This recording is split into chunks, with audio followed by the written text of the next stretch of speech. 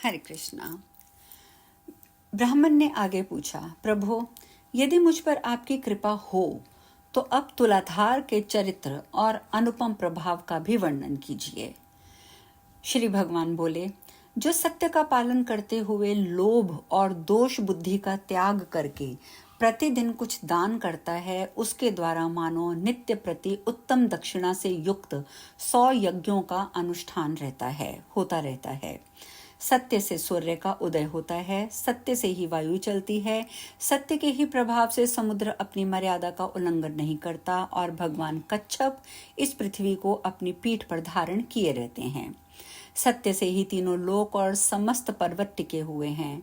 जो सत्य से भ्रष्ट हो जाता है, उस प्राणी को निश्चय ही नरक में निवास करना पड़ता है। जो सत्यवाणी और सत्य कार्य में सदा संलग्न रहता है, वह इसी शरीर से भगवान के धाम में जाकर भगवत स्वरूप हो जाता है। सत्य से ही समस्त ऋषि मुनि मुझे प्राप्त होकर शाश्वत गति में स्थित हुए हैं। सत्य से ही राजा युधिष्ठिर सशरीर स्वर्ग में चले गए। उन्होंने समस्त शत्रुओं को जीतकर धर्म के अनुसार लोक का पालन किया। अत्यंत दुर्लभ एवं विशुद्ध राजसूय यज्ञ का अनुष्ठान किया। वे प्रतिदिन 84,000 ब्राह्मणों को भोजन कराते और उनकी इच्छा के अनुसार पर्याप्त धन और दान करते थे। जब यह जान लेते कि इनमें से प्रत्येक ब्राह्मण की दरिद्रता दूर हो चुकी है, तभी उस ब्राह्मण समुदाय को विदा करते थे। यह सब उनके सत्य का प्रभाव था। राजा हरिश्चंद्र सत्य का आश्रय लेने से ही वाहन, परिवार और अपने विशुद्ध शरीर के साथ सत्यलोक में प्रतिष्ठित हैं।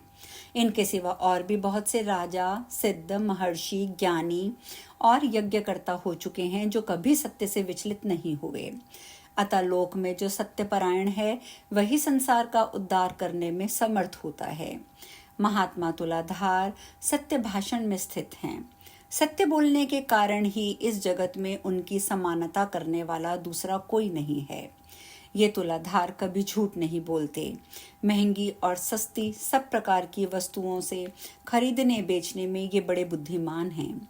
विशेषता साक्षी का सत्य वचन ही उत्तम माना गया है। कितने ही साक्षी सत्य भाषण करके अक्षय स्वर्ग को प्राप्त कर चुके हैं। जो वक्ता विद्वान सभा में पहुंचकर सत्य बोलता है, वह ब्रह्मा जी के धाम को और जो अन्यान्य यज्ञों द्वारा दुर्लभ है प्राप्त होता है। जो सभा में सत्य भाषण करता है, उसे अश्वमेध यज्ञ का फल मिलता है। लोभ और द्वेषवश झूठ बोलने से मनुष्य रौरव नरक में पड़ता है। तुलाधार सबके साक्षी हैं। वे मनुष्यों में साक्षात सूर्य ही हैं। विशेष बात यह है कि लोभ का परित्याग कर देने के कारण मनुष्य स्वर्ग में देवता होता है। एक महान भाग्यशाली नीच जाति का व्यक्ति था, जो कभी लोभ में नहीं पड़ता था। वह साग खाकर, बाजार से अन्न के दाने चुनकर और खेतों से धान की बालें बिनकर बड़े दुख से जीवन निर्वाह करता था। उसके पास 2 फटे पुराने वस्त्र थे। वह अपने हाथों से ही सदा पात्र का काम करता था। उसे कभी किसी वस्तु का लाभ नहीं हुआ था, तथापि वह पराया धन नहीं लेता था। एक दिन मैं उसकी परीक्षा करने के लिए 2 नवीन वस्त्र लेकर गया और नदी के तीर पर एक कोने में उन्हें आदरपूर्वक रखकर अन्यंत्र जाकर खड़ा हुआ। उस व्यक्ति ने उन दोनों वस्त्रों को देखकर भी मन में लोभ नहीं किया और ये समझकर कि ये किसी और के पड़े होंगे, वहां से वह चुपचाप घर चला गया। तब ये सोचकर कि बहुत थोड़ा लाभ होने के कारण उसने उन वस्त्रों को नहीं लिया होगा, मैंने गूलर के फल में सोने का टुकड़ा डालकर उसे वहीं रख दिया। मगध प्रदेश, नदी का तट, कोने का निर्जन स्थान, ऐसी जगह पहुंचकर उसने इस अद्भुत फल को देखा। उस पर उसकी दृष्टि पड़ते ही वह बोल उठा, बस बस, ये तो कोई कृत्रिम विधान दिखाई देता है।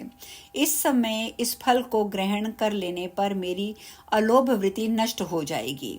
इस धन की रक्षा करने में बड़ा कष्ट होता है। ये अहंकार का स्थान है। जितना भी लाभ है उतना ही लोभ भी बढ़ता जाता है। लाभ से ही लोभ की उत्पत्ति होती है। लोभ से ग्रस्त मनुष्य को सदा नरक में रहना पड़ता है। यदि ये गुणहीन द्रव्य मेरे घर में रहेगा तो मेरी स्त्री और पुत्रों में उन्माद हो जाएगा उन्माद जनित विकार होगा।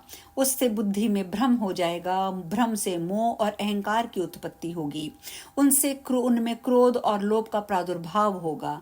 इन सब की अधिकता होने पर तपस्या का नाश हो जाएगा और तपस्या का क्षय हो जाने पर चित्त को मोह में डालने वाला मालिन्य पैदा होगा। उस मलिनता रूप सांकल में बंध जाने पर मनुष्य फिर ऊपर नहीं उठ सकता। यह विचार कर वह व्यक्ति उस फल को वहीं छोड़कर घर चला गया। उस समय स्वर्गस्थ देवता प्रसन्नता के साथ साधु साधु कहकर उसकी प्रशंसा करने लगे। तब मैं एक शप्पण का रूप धारण करके उसके घर के पास गया, लोगों को उनके भाग्य की बातें बताने लगा।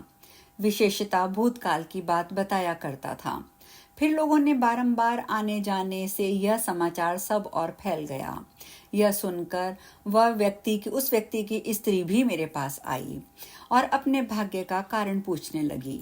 तब मैंने तुरंत ही उसके मन की बात बता दी और एकांत में स्थित होकर कहा, महाभागे, विधाता ने आज तेरे लिए बहुत धन दिया था, किंतु तेरे पति ने मूर्ख की भांति उसका परित्याग कर दिया है।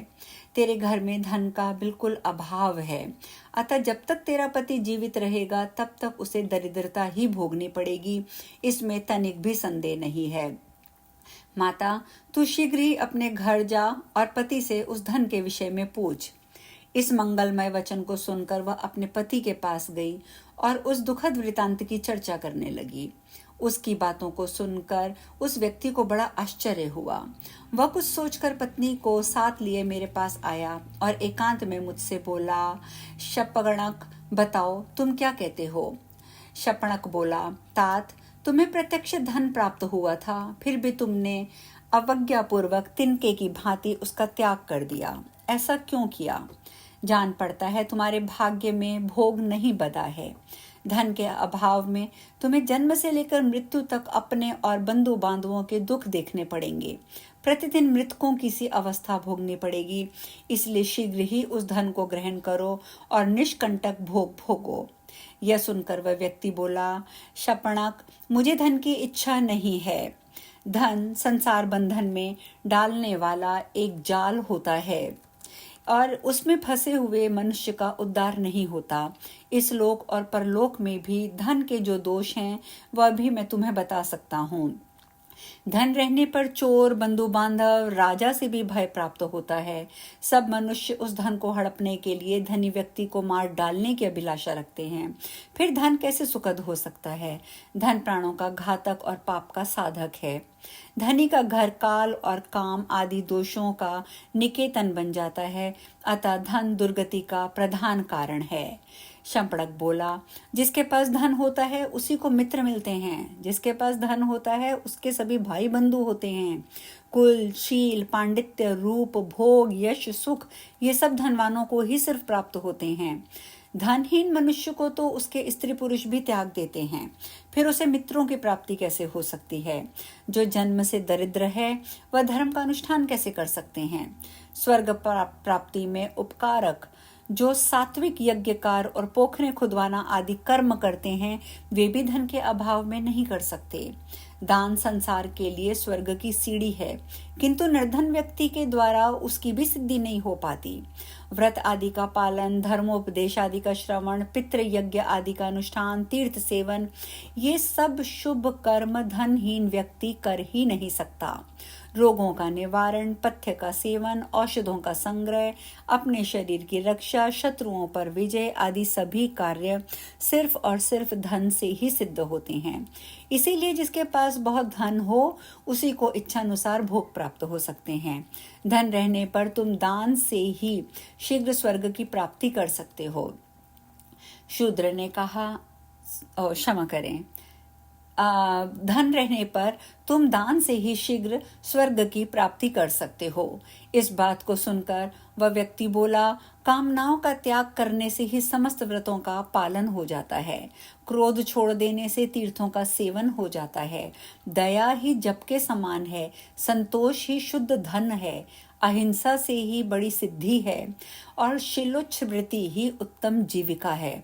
साग का भोजन ही अमृत के समान है, उपवास ही उत्तम तपस्या है, संतोष ही मेरे लिए बहुत बड़ा भोग है, और कोड़ी का दान भी मुझ जैसे व्यक्ति के लिए महादान है। पराई स्त्रियां माता, पराया धन मिट्टी के ढेले के समान है, पर स्त्री सर्पणी के समान भयंकर है। यही सब मेरा यज्ञ है। गुणनिधे, इसी कारण मैं उस धन को ग्रहण नहीं करता। मैं ये सच सच कह रहा हूँ, कीचड़ लगाकर धोने की अपेक्षा दूर से ही उसका स्पर्श ना करना ही सबसे उत्तम है। यह सुनकर श्री भगवान कहते हैं, नरश्रेष्ठ, उस व्यक्ति के इतना कहते ही संपूर्ण देवता उसके शरीर और मस्तक पर फूलों की वर्षा करने लगे। देवताओं के नगाड़े बज उठे, गंधर्वों का गान होने लगा। तुरंत ही आकाश से विमान उतर आया। देवताओं ने कहा, धर्मात्मन, इस विमान पर बैठो और सत्यलोक में चलकर दिव्य भोगों का उपभोग करो। तुम्हारे उपभोग काल का कोई परिमाण नहीं है। अनंत काल तक तुम्हें पुण्यों का फल भोगना है। देवगणों के यूं कहने पर उस व्यक्ति ने कुछ सोचा और फिर वह बोला, इस शंपड़क को ऐसा ज्ञान, ऐसी चेष्टा और इस प्रकार का भाषण की शक्ति कैसे प्राप्त हुई है? इसके रूप में भगवान विष्णु, भगवान शिव, ब्रह्मा, शुक्र अथवा बृहस्पति, इनमें से तो क्या कोई नहीं आ गया? अथवा मुझे छलने के लिए साक्षात धर्म ही तो नहीं यहाँ आए हैं? उस व्यक्ति के ऐसे वचन सुनकर शंपड़क के रूप में उपस्थित हुआ मैं हंसकर बोला, महामुने, मैं साक्षात विष्णु हूँ। तुम्हारे धर्म को जानने के लिए यहाँ आया हूँ। अब तुम अपने परिवार सहित विमान पर बैठकर स्वर्ग को जाओ। तो आज हम इस कथा में यहीं पे विश्राम लेंगे। कल आगे चर्चा करेंगे। हरे कृष्णा।